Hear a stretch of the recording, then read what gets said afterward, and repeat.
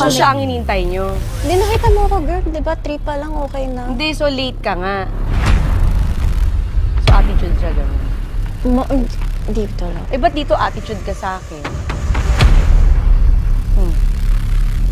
Ba't ka na late? Pinaghintay mo. Alam mo, walang nagpapahintay sa akin dito. Tapos ikaw late ka.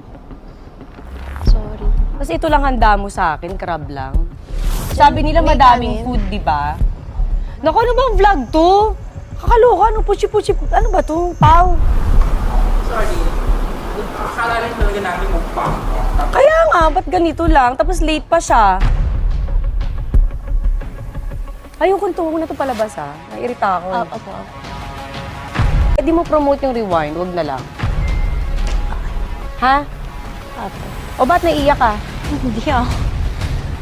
Nakakainis pa. Gawin mo magandang setup dito kasi nag-effort ako.